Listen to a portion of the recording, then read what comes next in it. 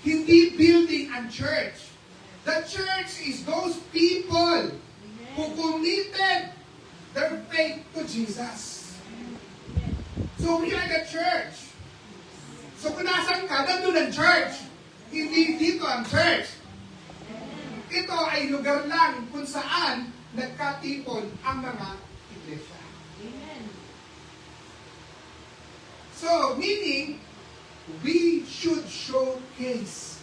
Dapat dinidisplay natin si Jesus. Amen. So, ang sentro ng plan ng Diyos ay ang iglesia ngayon.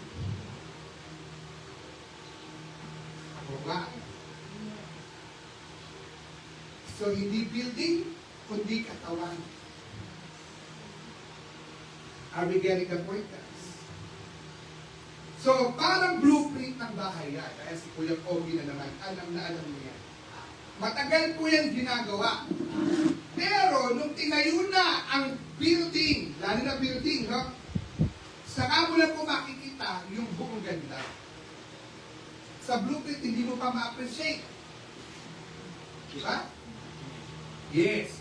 Kaya po, ngayong umagang ito, tutunghayan natin yung magandang plano ng Diyos na to. Una po, ang Diyos ay may walang hanggang plano bago pa po tayo nilikha. Tingnan po natin sa Efeso 3:4 ay 1:4-5. Sabi dito, pinili na tayo kay Kristo bago pa nilikha ang sanlibutan. Remember?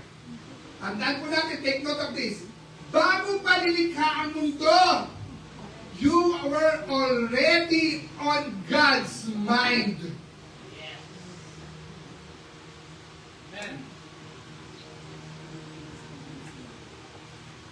Para po kaya po nilikha siya upang tayo maging, pinili niya para maging banal. Pag sinabi pong banal, hindi lang po yan basta yung mga hindi nagjo-joke at talaga, hindi po ganon.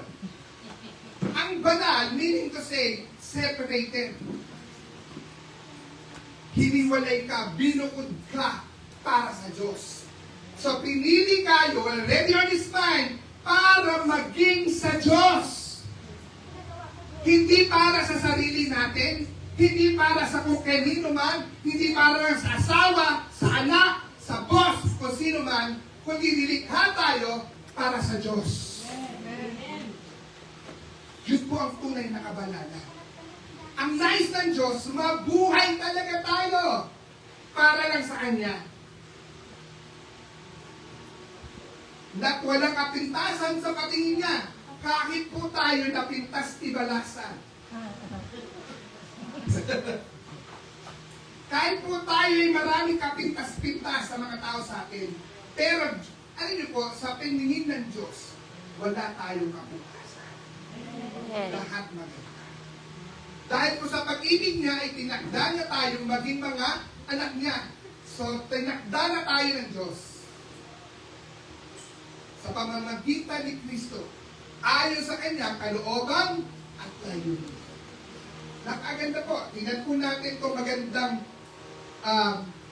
tingnan po natin para madaling intindihan, himay-himayin natin. So, bago pa nilikha ang mundo, bago pa may bundok, dagat, bituin, bago pa may Israel, bago pa may kasalanan, pinili ka na ng Diyos. Kaya pinili ka ng Diyos kay Kristo. Binukod ka na para kay Kristo. Ulitin natin. Pinili ka ng Diyos, yes, para kay Kristo. Kumbaga, sa dami-dami na nilikha, pinili ka na ng Diyos doon pa. Para ka kay Kristo. Hindi ka pinili dahil mabait ka na. Hindi ka pinili dahil maayos na ang pamilya mo. Hindi po ka pinili dahil active ka sa church, tumutugtog ka pa. Pinili ka dahil mahal ka ng Diyos. Amen. Pinili ka dahil may plano siya sa buhay mo.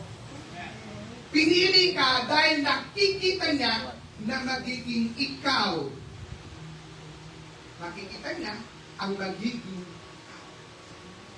So alam niya, sa pagdating ng panahon, ito gagamitin ko para sa akin. Amen. Kaya yung mga talentong meron ka, yung kaalaman na meron ka, kung ano man nasa sayo ngayon, sinadya ng Diyos, hindi para sa sarili mo, kundi para kay Kristo Jesus. Amen. So hindi lang po kasalukuyan mong ikaw, maging your future you. Kaya ang una pong katotohanan natin ito, hindi aksidente ang buhay mo. Pasalamat po kayo kung kayo po hindi narinig ito ang sa akin. Narinig ko po sa bibig mismo ng tatay. Masakit po. Sabi ng tatay ko, yun naman si Anthony. Hindi namin yan inaasahan.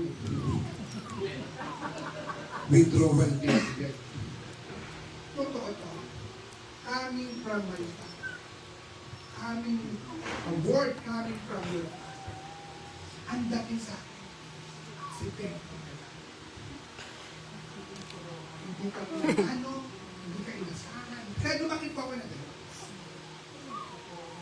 Feel unaccepted, rejected. Kaya I know how it feels pag sinabing unwanted. I grew up that kind of in my mind. Nandyan siya. Kaya nagrebelde ko sa mga magulang ko. Pero nung naintindihan ko, yes, aksidente ako sa tatay ko, pero never was accident to God's plan. Amen. Amen? Amen. Aksidente ako sa inyo, yes! But to God, I was never an accident. Hindi siya, oops, baby!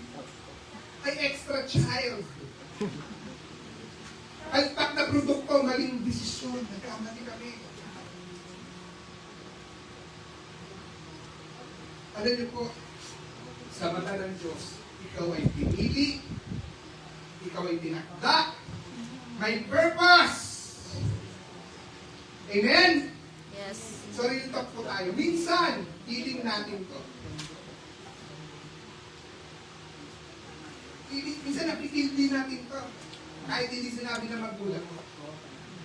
You may feel the same way. Lalo na kapag ang tingin mo, ang tatay at nanay mo may paborito.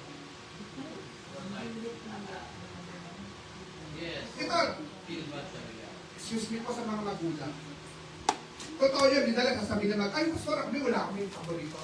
Yet, you know what? Somehow in your mind, hindi nyo lang na halata sa sarili nyo. Pero nararamdaman yun. Na meron ka talagang tinatangi. Kasi mabait eh. Kasi ipag eh. Are we getting the point, guys? Are we getting the point? Mararamdaman talaga yan. Na kahit sinong tao. It's all natural. It's normal. It is not wrong. Copy? Are we getting the point, guys? Alam niyo po, yan po yung mga real talk natin. No? Kaya po sa mundo natin, no? Kahit wasak ang pinanggagalingan mo, sabi ng Diyos, malinaw na may patutunguhan ka. Amen. Kahit mali, alpak, lahat ng ginawa ko noon ako, lahat ng ginawa ko, totally wreck sa buhay ko.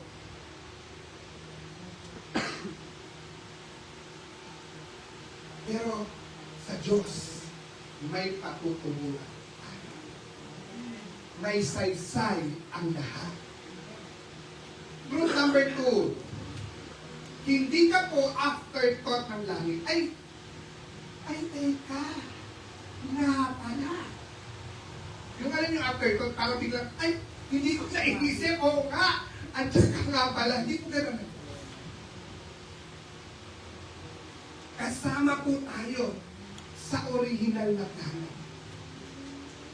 Amen? Nandun ka mismo sa blueprint ng Diyos.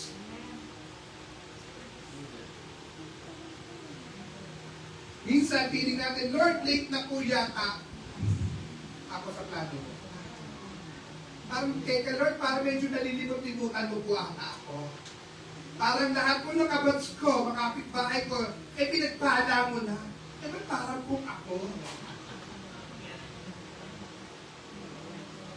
Pati na po lahat, nagagandahan na pong bahay, kami na lang po hindi pa. Yan na po. Pero sagot ng Diyos, hindi ka late. Sabi mo sa katabi mo, hindi ka late. Sakto ka sa oras ng Diyos. Tandaan po natin, alam niyo po yung time zone? Sabi nga natin, time zone. Ang time zone po, iba-iba. Kagaya natin, sa Amerika po, gabi ngayon. Umaga sa atin. Yun ang tawag na time zone. Pero di ko mo gabi sa kanila, umaga sa atin, huli tayo. No! We are on the same time and season. Nakukuha niyo po ako. Sabay lang po yun. So, hindi ka late. O, sige, tingnan niyo po, pag po kayo pumunta ng US ngayon, no? Pag pumunta kayo ng US, Sunday, pagdating nyo doon, Sunday ulit. Pag uwi nyo ng Monday, Tuesday na dito. Nakuha niya. Nakuha niya ka. So, kahit anong time zone siya, nauna man sila sa tingin mo, sabay lang yan sa Diyos. They were never late in God's timing. Kaya mo sila maunang pagpalain. Si Lord may perfect time para sa akin. Amen.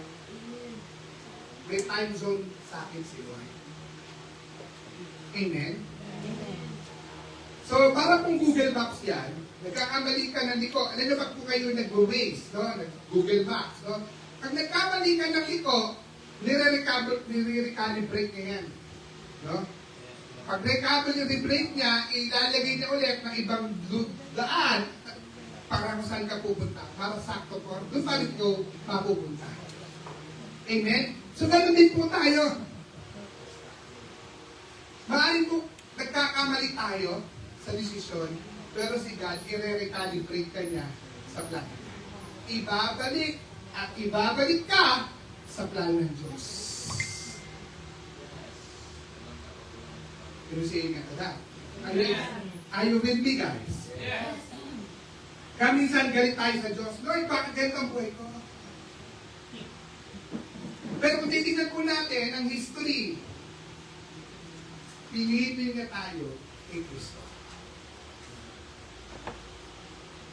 Ibig sabihin, hindi ka pinili dahil magaling ka. Pinili ka dahil kasama ka kay Kristo.